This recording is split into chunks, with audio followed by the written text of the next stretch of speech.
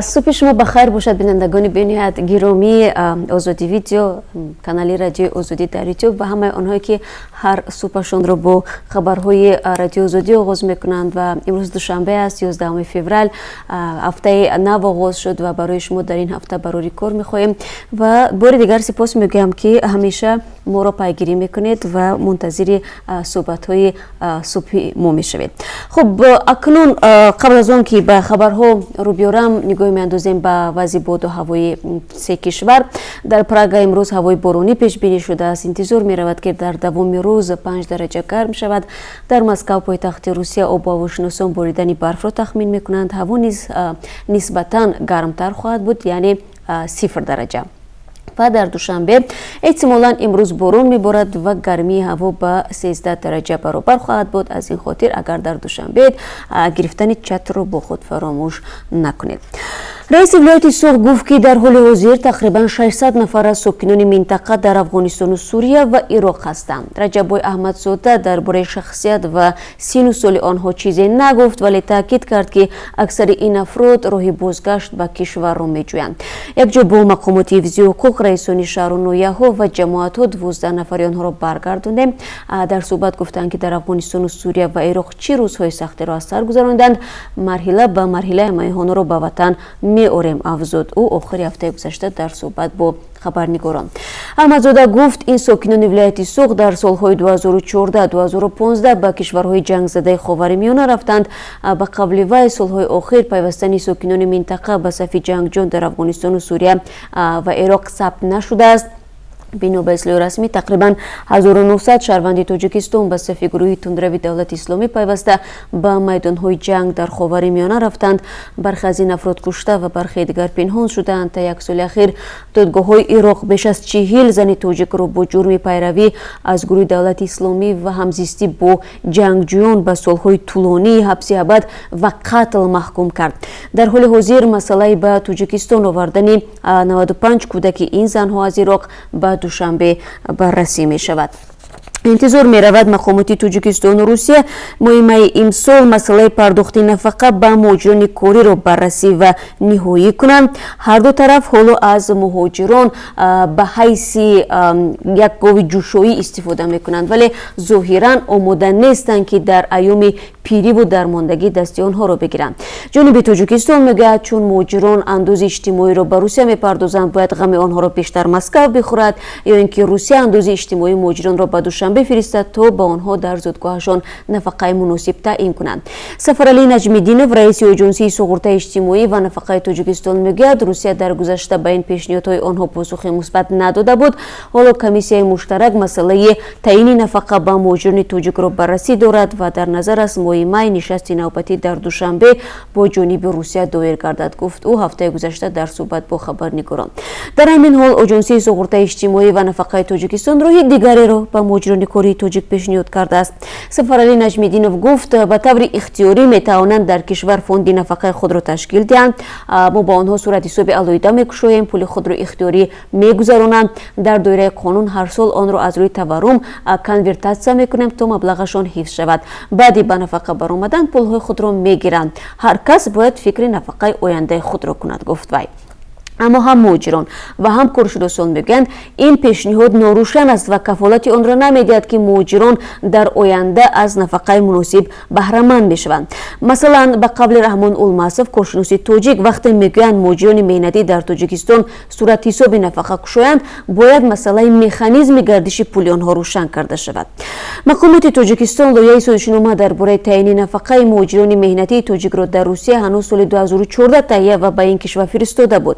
کارشناس تاجیک شورت لطیفوف گفت روسیه برای جدا کردن نفقه به مهاجران کاری تاجیک چندان هوسمند نیست و این باعث به کندی صورت گرفتن حل مسئله شده است.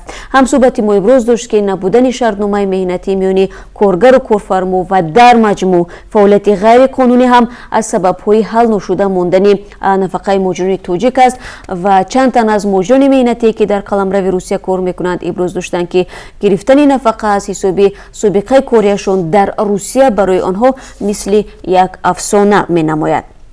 سرپرست مقام وزیر مدافع امریکا پیت شانهان غیر منتظره وارد افغانستان شده است، در حالی که واشنگتن مذاکرات صلح با طالبان را پیش میبرد.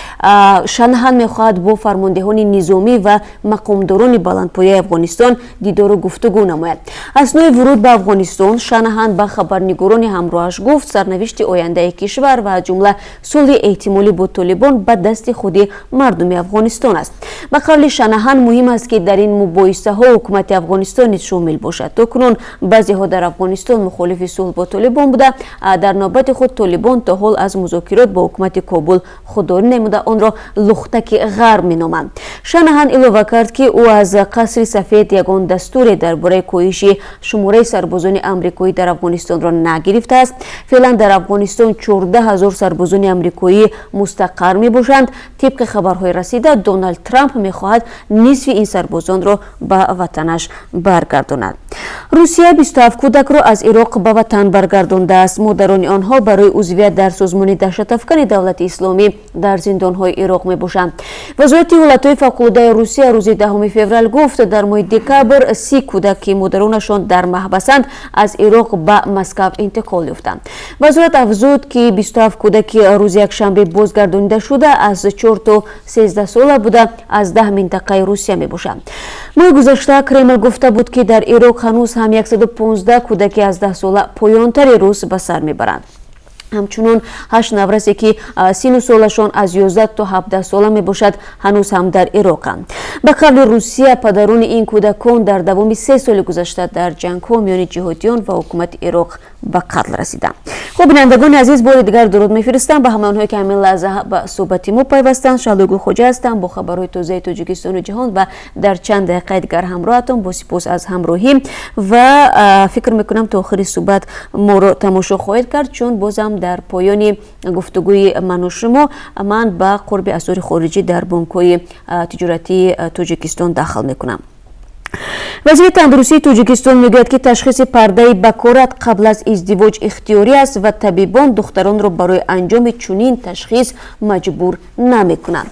نسیم عالمزاده روز 8 فوریه در نشست خبری وزارت در دوشنبه گفت هیچ دستور نیست که تشخیص بکارت حتمی باشد. سازمان‌های بین‌المللی از جمله سازمان ملل و سازمان جهانی بهداشت تاجیکستان را تاکید کردند که امکان می‌دهد دختران قبل از ازدواج از چنین تشخیصی تحقیرآمیز بگذرند. کمیته محو تبعیض زنان در سازمان ملل ماه نوامبر سال 2018 از آن اظهار نگرانی کرد که حتمی کردن تشخیص طبی قبل از ازدواج در سال 2016 سبب شد که همسران آینده را به تشخیص بکارت مجبور کنند و از این حساب خودکشی در بین زنان افزایش یابد. در تاجیکستان از سال 2016 تشخیص طبی پیش از ازدواج را حتمی کردند تا به گفته مقامات از نکاح خشونت‌باری و گسترش بیماری‌های جنسی در میان جوانان پیشگیری شود. اما تعداد از جوانان میگویند بعد تشخیص حتمی طبیبان از آنها میخواهند تشخیص بکارت هم بگذارند که یک خدمات اضافی طبی و پولکی است. سازمان جهانی تندرستی نیز تشخیص بکارت را یک تجربه زیان‌آور نامید که به قول این مؤسسه جهانی باید از بین برداشته شود. وزارت تندرستی میگوید سال گذشته 115,000 جوان قبل از ازدواج تشخیص حتمی طبی شدند و به گفته وزارت در میان آنها قریب 1,500 گرفتاری بیماری زرپروین، 48 گرفتاری ویروسی نورسایی مسئولیت آدم و 88 گرفتاری بیماری‌های آتشک، سیل و بیماری روحی بودند. در تاجیکستان طریق قرار تهیه شده است که به جستجوگران سنگ‌های گرانبها و زرشویان امکان می‌دهد قانونی محصولات خود را بفروشند. قرار هنوز نهایی و تصویب نشده است. در حال حاضر بخشی از سنگ‌های قیمت‌بهای تاجیکستان به خارج قاچاق می‌شود. مقامات میگویند هر سال چندین نفر را با گمان قاچاق سنگ‌های گرانبها که نرخشان به صدها هزار سومانی میرسد دستگیر می‌کنند. علی محمود علیزاده سرگیولوژی اداره گیولوژی تاجیک روز 10 فوریه در صحبت با رادیو آزادی گفت که قرار حکومت هفته گذشته به دست آنها رسیده است. مؤلف طرح قرار وزارت молия аст ва идораҳои дигар аз он пуштибонӣ карданд. тибқи он шахс бо иҷозати оддӣ аз вазорати молия метавонад ба ҷустуҷӯи сангҳои қиматбаҳо ва заршӯӣ машғул бошад.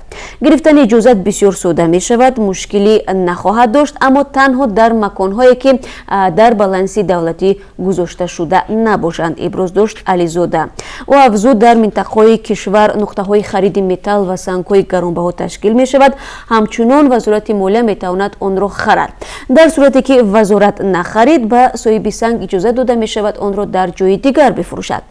бар асоси моддаҳои 283 ва 284 кодекси ҷиноии Тоҷикистон, истихроҷ ва фурӯши сангҳои гаронбаҳо ҷиноят маҳсуб меёбад ва зиндонро низ дар пай дорад.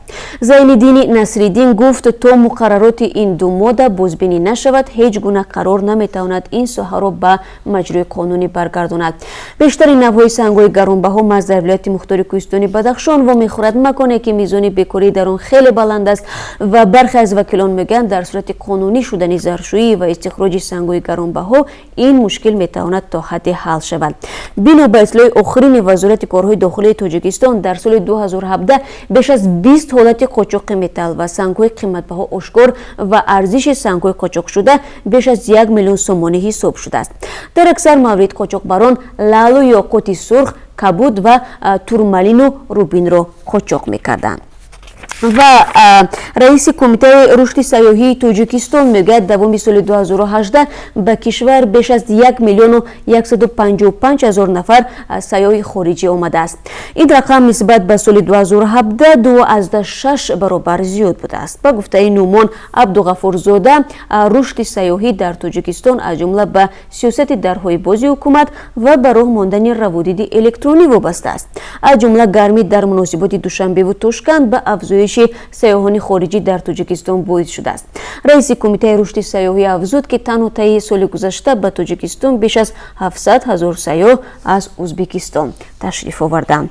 ба тавре ҳам гуфтам, дар поёни суҳбат руҷӯъ мекунем ба қурби асъори хориҷӣ дар бонкҳои тиҷоратии кишвар. қурби асъори хориҷӣ ки барои имрӯз аз тарафи Бонки Миллӣ муайян карда шудааст чунин аст: $1 9 сомониву 43 дирам, €1 10 сомониву 70 дирам ва 1000 рубли русӣ 142 сомониву 90 дирам. хуб, бинандагони азиз, дар ин субҳи барвақт ин чанд хабаре буд ки ман барои шумо ироа кардам ва хабарҳои аз ин бештар ва муҳим дорем ки дар давоми рӯз ман барои шумо хоҳам гуфт дар сархати хабарҳои рӯз ва ҳамин гуна дар барномаи хабарӣ ки соат 1 бо вақти прага тақдими шумо мешавад ва 15 дақиқа идома мекунад. рӯзатон ба хайр ва мо мунтазири ҳамроҳии шумо ҳастем.